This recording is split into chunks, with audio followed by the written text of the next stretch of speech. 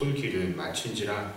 왕이 그 병거 모는 자에게 이르되 내가 부상하였으니 네 손을 돌려 내가 전쟁터에서 나가게 하라 하였으나 이날에 전쟁이 맹렬하였으므로 왕이 병거 가운데에 붙들려 서서 아람 사람을 막다가 저녁에 이르러 죽었는데 상처에 피가 흘러 병거 바닥에 고였더라. 해가 질녘에 진중에서 외치는 소리가 있어 이르되 각기 성읍으로 또는 각기 본향으로 가라 하더라. 아멘. 열왕기상 22장은 아합의 죽음에 대해서 말하고 있습니다. 오늘 우리는 아합이 죽는 장면을 보았지만 22장의 초반부를 보면 아합의 죽음에는 다 원인이 있다는 것을 알 수 있습니다. 그 첫 번째 원인이라고 한다면 그것은 바로 아합의 불순종이었습니다. 오늘 아합은 아람과 싸우다가 죽었습니다. 이 본문은 이스라엘과 아람 사이에 전쟁이 없이 지낸 지 3년이다 라고 합니다. 그런데 아합이 아람과의 전쟁을 했던 이유 무엇입니까? 이 3절의 말씀을 보니까 원래 이스라엘에 속해 있었던 지역인 길르앗 라못을 아람에게서 도로 되찾기 위해서였습니다. 자, 그런데 여기서 우리는 이 말씀을 기억해야 합니다. 바로 전장 20장의 34절이에요. 자, 그때는 이스라엘과 또 아람이 싸운 적이 있었죠. 그때 벤하닷 왕이 이렇게 이야기합니다. 벤하닷이 왕께 아뢰되 내 아버지께서 당신의 아버지에게서 빼앗은 모든 성읍을 내가 돌려보내리이다. 또 내 아버지께서 사마리아에서 만든 것 같이 당신도 다메섹에서 당신을 위하여 거리를 만드소서. 아합이 이르되 내가 이 조약으로 인해 당신을 놓으리라 하고 이에 더불어 조약을 맺고 그를 놓았더라. 자, 그렇습니다. 아람 왕 벤하닷은 3년 전 자기가 패배했을 때에 아합에게 이전에 빼앗은 성읍을 돌려줄 것에 대해서 약속을 했습니다. 하지만 오늘 본문을 보니까 그들은 3년 동안이나 이 약속을 이행하지 않은 것을 볼 수 있는 겁니다. 만일 아합이 3년 전에 아람 부대를 물리치고 벤하닷까지 쳤다면 이제 다시 이 문제로 전쟁을 하지 않아도 될 뻔했었던 일이죠. 그러나 그는 아람 왕을 놓아주었고 아람 왕은 약속을 지키지 않았으며 결국 아합은 다시 아람과 싸워야 했던 것입니다. 그러니까 오늘 아합이 죽게 된 것의 근본적인 원인, 그것은 바로 아합이 3년 전에 하나님의 뜻에 순종하지 않고 아람 왕을 자기 임의대로 풀어준 바로 그의 행동, 그의 불순종 때문이었던 것입니다. 자, 두 번째로 아합의 죽음의 원인은 그가 참 선지자를 알아보지 못한 결과, 엄밀히 말하면 참 선지자를 알아보지 않은 결과라고 할 수 있겠습니다.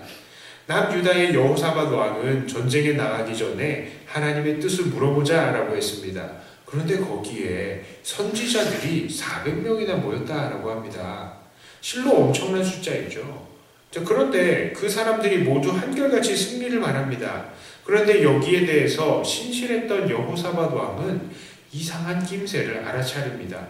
그리고 또 다른 선지자는 없냐라고 물어보죠. 그때 아합이 무엇이라고 대답합니까? 8절의 말씀입니다. 22장 8절이요. 이스라엘의 왕이 여호사밧 왕에게 이르되 아직도 이물라의 아들 미가야 한 사람이 있으니 그로 말미암아 여호와께 물을 수 있으나 그는 내게 대하여 길한 일은 예언하지 아니하고 흉한 일만 예언하기로 내가 그를 미워하나이다. 여호사밧이 이르되 왕은 그런 말씀을 마소서. 자, 그렇습니다.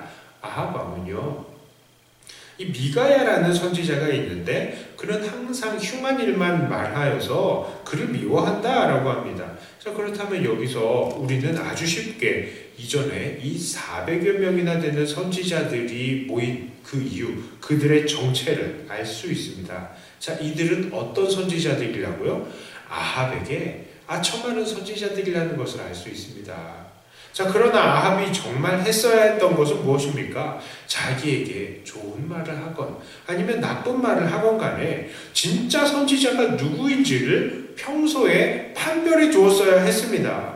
사실 당시에는 이 참 선지자들과 거짓 선지자들을 구분하기가 그리 어렵지 않았을 것입니다. 왜냐하면 당시의 선지자들은 성경이 완전히 완성이 되기 이전의 시대였기 때문에 이 예언이 어떤 예언입니까? 정말로 이루어질 일들에 대한 예언을 했습니다.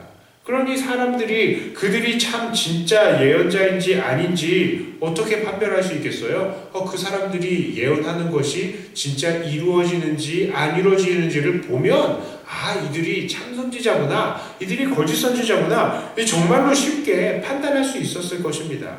그런데 아합은 그런 일을 하지 않았습니다. 왜요? 듣기가 싫었거든요. 그는 예언자들이 예언이 정말로 이루어지는지 그렇지 않은지에 대해서는 관심을 두지 않고요.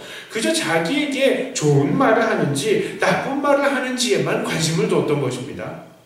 그러다가 오늘과 같이 아주 결정적인 날까지도 자기에게 주어진 참 하나님의 말씀에 귀를 닫아버린 것이죠. 그리고 그것 때문에 죽임을 당한 것입니다.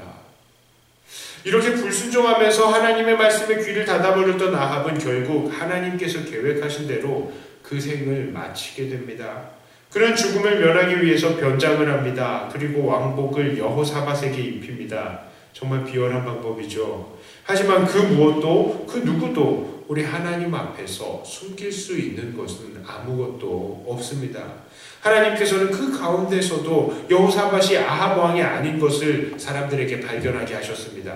그리고 아주 우연하게 누군가 무심코 쏜 화살이 마침 아합 왕의 갑옷에 솔기를 맞추어서 아합 왕이 부상을 당하게 됩니다. 아합은 그 전장을 빠져나가려고 했지만 마침 아합이 탄 병거가 치열한 전장에서 적들에게 둘러싸여서 아합은 서서 그 아람 사람들을 다 막다가 결국 과다출혈로 죽고 맙니다. 우리는 오늘 본문을 통해서 바로 이 한 가지 교훈을 얻습니다. 바로 평소에 하나님의 말씀에 순종해야 한다는 것입니다. 아합의 죽음은 순종하지 않은 결과 때문이었습니다. 그리고 평소에 하나님의 말씀에 귀를 닫아버려서 이 정확한 하나님의 말씀을 받아들이기를 거부한 결과 때문이었습니다. 만일 그가 평소에 하나님의 말씀에 순종을 잘하고 평소에 자기 귀에 쓴소리를 하는 하나님의 말씀이라도 그것을 가까이 하고 겸손히 엎드렸다면 오늘과 같은 결과는 일어나지 않았겠죠. 그러므로 우리는 평소에 하나님의 말씀에 순종해야 합니다. 우리는 그것이 내 귀에 듣기 좋든지 그렇지 않든지의 여부에 상관없이 평소에 하나님의 말씀을 가까이 해야 하며 우리가 받은 하나님의 말씀에 아멘하며 순종해야 하는 것입니다. 하나님의 말씀은 취사 선택할 수 있는 것이 아닙니다. 음식은 맛있는 것을 골라 먹고 옷도 자기에게 어울리는 것을 골라서 입을 수 있을지는 몰라도 하나님의 말씀에는 그런 것이 있을 수 없습니다. 무조건 순종해야 하는 것입니다. 자, 그러므로 우리도 평소에 하나님의 말씀으로 무장하며 그 말씀에 순종하기를 제대로 함을 통해서 우리에게 어떠한 일이 닥치던 간에 넉넉히 이겨내며 승리의 삶을 누리시며 오직 하나님께 기쁨만을 올려드리시는 저와 여러분들이 다 되시기를 주님의 이름으로 축복합니다. 기도합니다. 하나님 아버지, 오늘 말씀을 통하여서 우리가 평소에 하나님의 말씀에 순종해야 한다는 것을 깨닫습니다. 하나님, 정말 우리의 귀에 듣기 좋은 말만 우리가 취하는 것이 아니라 우리의 심령을 쪼개고 우리의 죄를 들추어내고 지목하는 그 하나님의 말씀에 늘 엎드리며 아멘으로 순종하는 우리가 되게 하여 주시고 그런 순종을 통하여서 매일매일의 삶은 날마다 승리의 삶이 되게 하여 주시옵소서. 하나님께서 우리에게 말씀하실 때마다 우리가 정말 이것을 다 지키기가 힘이 들 때도 많이 있습니다.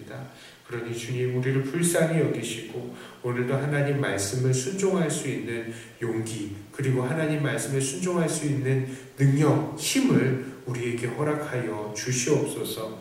하나님, 오늘 이 자리에 모인 주님의 귀한 일꾼들에게 복의 복을 더하여 주시고 기도하실 때마다 하나님께서 가까이 만나주시고 위로하여 주시고 하나님 각 가정마다 그 자리에서 하나님 앞에 기도로 나아가는 주님의 귀한 가족들, 하나님 그들의 심령들에도 동일하게 은혜를 내려주시고 하나님 어서 속히 우리 교회가 이 자리에 원하는 사람들이 모두 나와서 함께 예배드리고 함께 주님의 기쁨이 되는 그런 일이 빨리 일어나게 하여 주시옵소서. 감사드리며 우리 주 예수님 이름으로 간절히 기도드리옵나이다. 아멘.